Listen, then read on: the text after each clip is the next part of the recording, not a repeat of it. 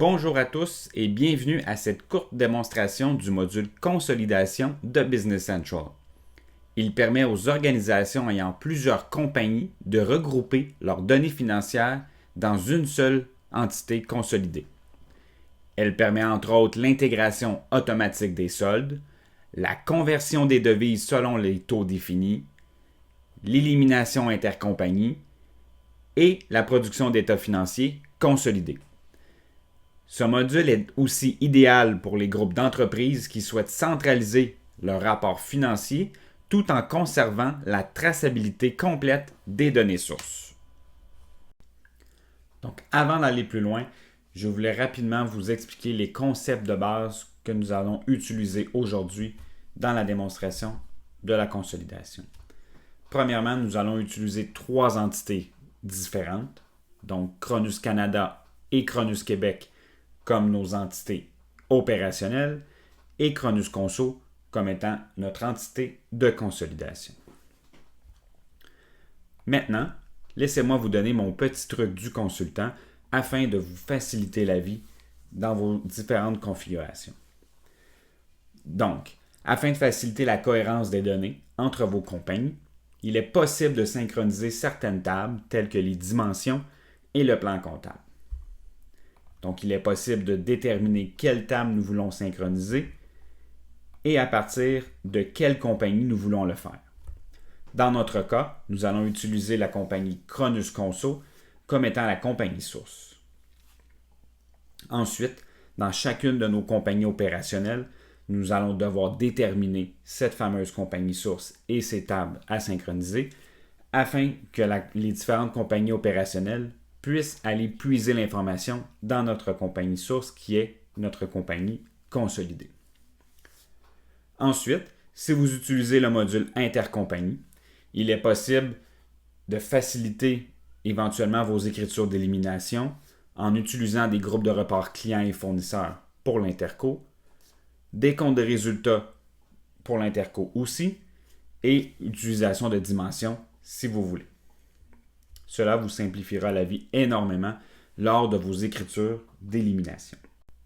Maintenant, faisons le saut dans notre compagnie consolidée. Donc, nous allons aller dans ce que nous appelons les unités fonctionnelles. C'est à cet endroit que nous allons devoir configurer chacune des entités que nous voulons consolider.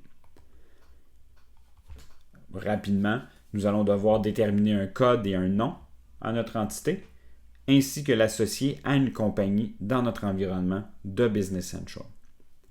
Ensuite, nous devons déterminer le pourcentage de consolidation. Dans ce cas-ci, nous allons utiliser 100%, mais si jamais c'est moins, vous serez en mesure de le déterminer à cet endroit.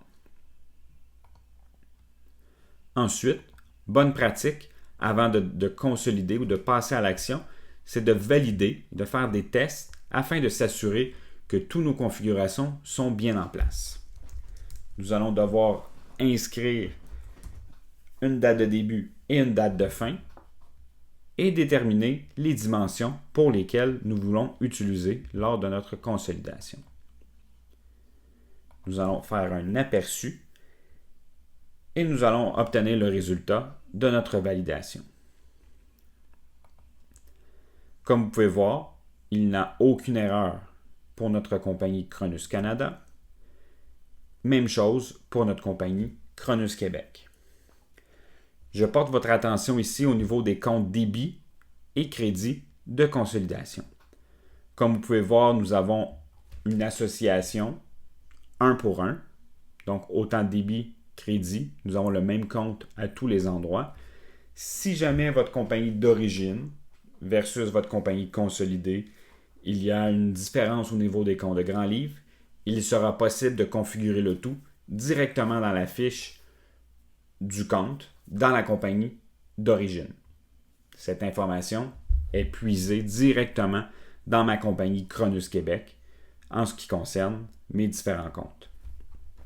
Nous pouvons aller voir rapidement à quoi ressemble cette configuration. Donc, si nous choisissons notre compte d'encaisse, nous allons avoir une section qui s'appelle Consolidation et c'est ici que nous pouvons voir le compte débit consolidation, compte crédit consolidation.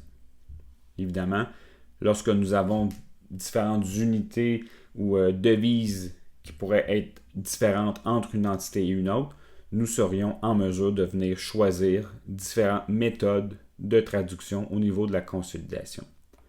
Pour aujourd'hui, nous allons garder cela quand même assez simple. Ils nous resteront en dollars canadiens pour l'ensemble de nos entités. Il est maintenant temps d'exécuter la consolidation.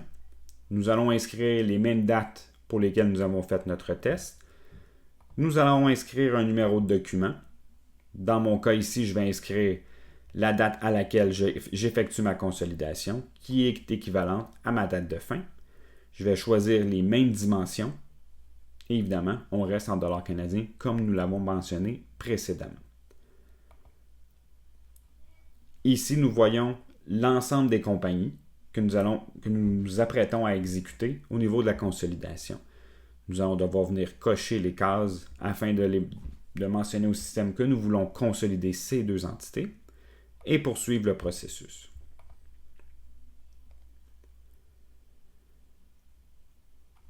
Voilà, ce n'est pas plus compliqué que cela.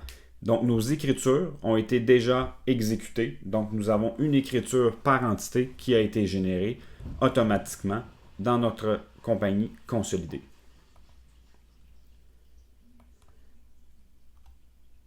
Nous pouvons aller faire les vérifications comme quoi que tout a bien fonctionné. J'aime toujours utiliser le registre GL. Nous pouvons voir l'historique de toutes nos transactions. Nous voyons les 2 dernières transactions qui ont été exécutées. Nous pouvons valider les écritures du grand livre. Nous voyons l'ensemble de la balance de vérification a été importé dans notre compagnie consolidée. Nous voyons ici aussi que le code d'unité fonctionnelle au niveau des écritures de journal général, celle-ci provient de notre compagnie Cronus Canada. Nous pouvons faire les mêmes vérifications pour notre deuxième compagnie. Celle-ci provient de la compagnie Cronus Québec.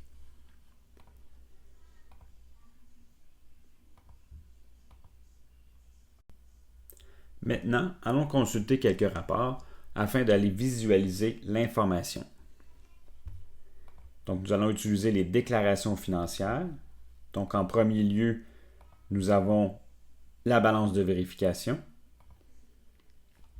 Donc, nous êtes en mesure de sortir une balance de vérification avec une colonne par entité. Donc, nous avons une colonne pour Cronus Canada et une autre pour Cronus Québec. Et nous avons une colonne de totalisation. Donc, évidemment, j'ai affiché seulement les comptes pour lesquels j'avais des soldes, ce qui facilite la visualisation de l'information.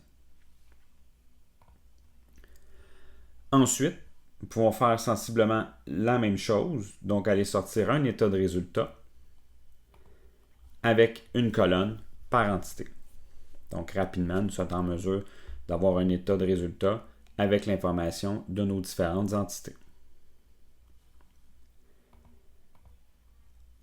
Ensuite, au niveau des éliminations, j'ai construit un petit rapport personnalisé qui me permet rapidement de voir l'information des différentes transactions qui ont été faites entre mes entités. J'ai utilisé dans ce cas-ci les dimensions.